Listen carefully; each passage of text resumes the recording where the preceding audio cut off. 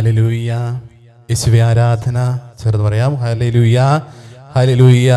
നമ്മൾ ഒരിക്കലും ഒന്നിനെക്കുറിച്ചും ആകുലപ്പെടേണ്ട, ഒന്നിനെക്കുറിച്ചും നിരാശരാവേണ്ട എന്ന് ഈശോ പറയുകയാണ്. Hallelujah, hallelujah. യേശുവേ ആരാധന. പലപ്പോഴും നമ്മൾ ചിന്തിക്കുന്നൊരു കാര്യമുണ്ട്, നമ്മൾ മാരക പാപമൊക്കെ ചെയ്തു, ഒത്തിരിയേറെ തിന്മയിലൂടെ നമ്മൾ കടന്നുപോയി, എൻ്റെ ജീവിതം തീർന്നു, എൻ്റെ ജീവിതം നശിച്ചു, എന്നെ ശ്രദ്ധിക്കാൻ ആരുമില്ല, എന്നെ മൈൻഡ് ചെയ്യുന്നില്ല ആരും, ഭയങ്കര സങ്കടത്തോടെ കടന്നു വരുന്ന ഒത്തിരിയേറെ മക്കളൊക്കെ ഉണ്ട്. പക്ഷേ പ്രിയപ്പെട്ടവരെ, നമ്മൾ മനസ്സിലാക്കേണ്ട കാര്യം, വിശുദ്ധിയോടെ നല്ലൊരു കുമ്പസാരം നടത്തിക്കഴിഞ്ഞാൽ ഈശോ നമ്മളെ വീണ്ടെടുക്കും. Hallelujah, hallelujah. ധൂർത്തപുത്രന്റെ കഥ നമുക്കറിയാം, എല്ലാവരും വായിക്കുന്ന ഒരു ഭാഗമാണല്ലോ, ഒത്തിരിയേറെ നമ്മളെ ധ്യാനിപ്പിക്കുന്ന ഒരു ഭാഗമാണ് ധൂർത്തപുത്രന്റെ ആ ഒരു കഥ. അല്ലെ, പിതാവിന്റെ സന്നദ്ധിയിൽ നിന്നും ദൂരദേശത്തേക്ക് പോവുകയാണ്, പാപത്തിന്റെ വഴിയിലേക്ക് പോകുമ്പോൾ ഒത്തിരിയേറെ പേര് അവന്റെ കൂടെ ഉണ്ടായിരുന്നു. അതിനുശേഷം അവൻ പന്നിക്കുഴിയിലേക്ക് പോകുന്നു. അതിനുശേഷം ജീവിതത്തിൽ ഒരു മാനസാന്തരം അവന് കടന്നു വരികയാണ്. ധൂർത്തപുത്രന് ഒരു മാനസാന്തരം കടന്നു വരുന്നു. ആ സമയത്ത് അവൻ ചിന്തിക്കുന്ന കാര്യമുണ്ട്. അവന് സുബോധമുണ്ടായി കഴിഞ്ഞപ്പോൾ അവൻ ചിന്തിക്കുന്ന കാര്യം, പിതാവേ, സ്വർഗത്തിനെതിരായും നിന്റെ മുമ്പിലും ഞാൻ പാപം ചെയ്തു പോയി. Hallelujah, hallelujah. സ്വർഗത്തിനെതിരായും നിന്റെ മുമ്പിലും ഞാൻ പാപം ചെയ്തു പോയി. അതിനുശേഷം പിതാവിൻ്റെ സന്നിധിയിലേക്ക് വരുന്നു. അവൻ കടന്നു വരികയാണ് പിതാവിൻ്റെ സന്നിധിയിലേക്ക്. ഒരുപക്ഷെ ഈ ഒരു കാലഘട്ടവുമായി നമ്മൾ നോക്കുമ്പോൾ നമ്മുടെ ചില മാതാപിതാക്കൾ ഇങ്ങനെ ആട്ടിപ്പായിക്കും, എൻ്റെ സ്വത്തുക്കളൊക്കെ നശിപ്പിച്ചല്ലോ, നീ ഇറങ്ങിപ്പോ എന്നൊക്കെ പറഞ്ഞ് ചിലപ്പോൾ നമ്മുടെ മാതാപിതാക്കളൊക്കെ ഓടിക്കാൻ സാധ്യതയുണ്ട്. പക്ഷേ പിതാവിൻ്റെ കരുണയെക്കുറിച്ച് നമ്മൾ ധ്യാനിക്കണം. ഈ കുമ്പസാരത്തിന് ശേഷം ആ ഒരു അനുഭവത്തിലേക്ക് നമ്മൾ കടന്നു വന്നിട്ടുണ്ട്. പിതാവിൻ്റെ ആ ഒരു കരുണ നിറഞ്ഞ സ്നേഹം നമ്മളിപ്പോൾ അനുഭവിക്കുകയാണ്. നമ്മളെ ചേർത്ത് പിടിക്കുകയാണ് ഈശോ. നീ സങ്കടപ്പെടേണ്ട, നീ അസ്വസ്ഥതപ്പെടേണ്ട, ഞാൻ എപ്പോഴും നിന്നോട് കൂടെ ഉണ്ട് എന്നുള്ള വലിയ ധൈര്യം ഈശോ ഈ സമയം നമുക്ക് നൽകുകയാണ്. ചേർന്ന് പറയാമോ, ഹല്ലേലൂയ, ഹല്ലേലൂയ. അതുകൊണ്ട് ആരും സങ്കടപ്പെടുകയൊന്നും വേണ്ട. എൻ്റെ ജീവിതം തീർന്നു, എൻ്റെ ജീവിതം നശിച്ചു, ഞാനൊരു പാപിയാണ് എന്നുള്ള അവബോധമൊക്കെ മാറുക. തമ്പുരാന്റെ കരുണയിൽ ആശ്രയിച്ചുകൊണ്ട് നമ്മളിപ്പോൾ ഒരു തീരുമാനമെടുത്തു. വിശുദ്ധിയിൽ ജീവിക്കാൻ ഞാനൊരു തീരുമാനമെടുത്തു. അതാണ് ഈശോയ്ക്ക് ഏറ്റവും കൂടുതൽ ആവശ്യമുള്ളത്. ഈശോയ്ക്ക് ഏറ്റവും കൂടുതൽ ആവശ്യമുള്ളൊരു കാര്യം അതാ, നന്മയിലേക്ക് കടന്നു വരിക, നീ വിശുദ്ധിയിലേക്ക് കടന്നു വരിക എന്നുള്ള നല്ലൊരു തീരുമാനം. അതാണ് വിശുദ്ധി എന്ന് പറഞ്ഞാൽ. ധൂർത്തപുത്രന്റെ മുമ്പ് നമ്മൾ കണ്ടു, ആ കഥ കണ്ടു നമ്മളിപ്പോൾ. അതുപോലെ സക്കേവൂസിന്റെ സംഭവം കഥ നമുക്കറിയാം. സക്കേവൂസും അതുപോലെ ഒരു പാപിയായിരുന്നു. പക്ഷേ ഈശോയെ കണ്ടുമുട്ടിക്കഴിഞ്ഞപ്പോൾ അവൻ അവൻ്റെ സ്വത്തുക്കളെല്ലാം എല്ലാവർക്കും ഭാഗിച്ചു കൊടുക്കുന്നു. അവൻ മാനസാന്തരത്തിലേക്ക് വരുന്നു, അനുതാപത്തിലേക്ക് വരുന്നു. ആ അനുതാപത്തെ നോക്കി ഈശോ പറയുന്നു, ഇന്ന് ഈ ഭവനത്തിന് രക്ഷ ലഭിച്ചിരിക്കുന്നു.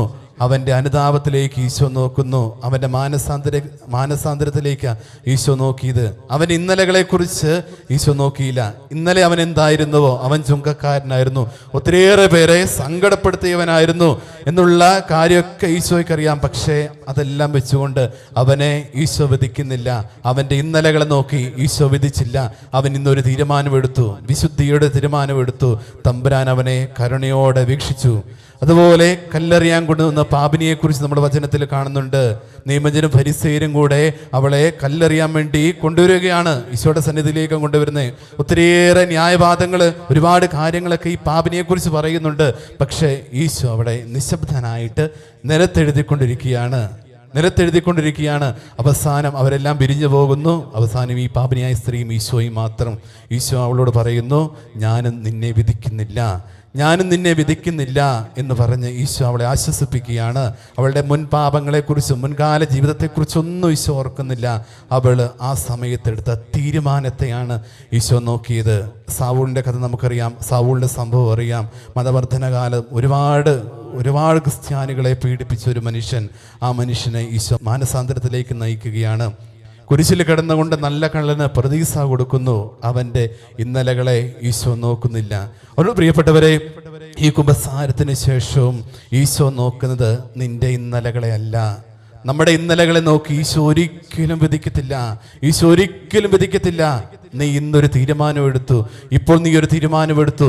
ഈ പരിശുദ്ധ കുമ്പസാരത്തിന് ശേഷം നീ ഒരു തീരുമാനമെടുത്തു. ആ തീരുമാനമാണ് പ്രിയപ്പെട്ടവരെ വിശുദ്ധി.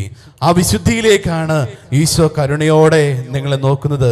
വെളിപാടിൻ്റെ പുസ്തകത്തിൻ്റെ 3-ാം അധ്യായം 16-19 മുതലുള്ള തിരുവചനങ്ങൾ നമ്മൾ ധ്യാനിക്കണം.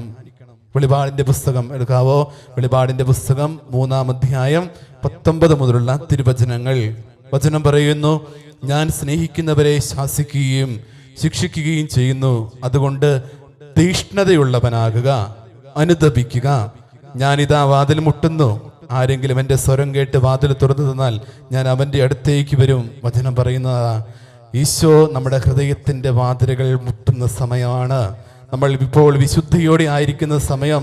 ഇപ്പോൾ ഈശോ നിന്റെ ഹൃദയത്തിൻ്റെ വാതിൽ മുട്ടുന്ന സമയം. അതിന് നീ എന്ത് ചെയ്യണം? തീക്ഷ്ണതയുള്ളവനാകുക, അനുതപിക്കുക. നമ്മൾ അനുതപിക്കുന്ന ഹൃദയത്തോടെ, വിശുദ്ധിയുള്ള ഹൃദയത്തോടെ ഈ ആലയത്തിൽ വന്നിരിക്കുകയാണ്. അതുകൊണ്ട് നിന്റെ ഇന്നലകളെ നോക്കി ഈശോ ഒരിക്കലും വിധിക്കത്തില്ല. ഈശോ നിന്റെ ഇന്നലകളെ നോക്കി വിധിക്കത്തില്ല. നിന്റെ വിശുദ്ധിയിലേക്ക് ഈശോ നോക്കുന്നത്. അതുകൊണ്ട് നീ സങ്കടപ്പെടേണ്ട. നിന്റെ ഇന്നലകളെ കുറിച്ച് ഓർത്ത് നീ സങ്കടപ്പെടേണ്ട. ഞാൻ ഒരു വലിയ പാപിയാണ്. ഒരുപാട് പേര് എന്നെ ദ്രോഹിച്ചിട്ടുണ്ട്, കളിയാക്കിയിട്ടുണ്ട്. ഞാൻ ഒരുപാട് പേരെ സങ്കടപ്പെടുത്തിയിട്ടുണ്ട്. ഒരുപാട് ദുഃഖത്തിലൂടെ ഞാൻ കടന്നു പോയിട്ടുണ്ട്, നിരാശയിലേക്ക് കടന്നു പോയിട്ടുണ്ട്. പ്രിയപ്പെട്ടവരെ, ഇന്നലകളെ കുറിച്ച് ഓർത്ത് ഒരിക്കലും സങ്കടപ്പെടേണ്ട. ഇന്നലകളെ കുറിച്ച് ഓർത്ത് സങ്കടപ്പെടേണ്ട. ഈശോ നോക്കുന്നത് നിന്റെ ഇന്നിലേക്കാണ്. ഇന്ന് നീ എടുത്ത വിശുദ്ധിയാകുന്ന ആ തീരുമാനത്തിലേക്കാണ്. ദൈവം നിന്നെ അനുഗ്രഹിക്കട്ടെ. ആമേൻ.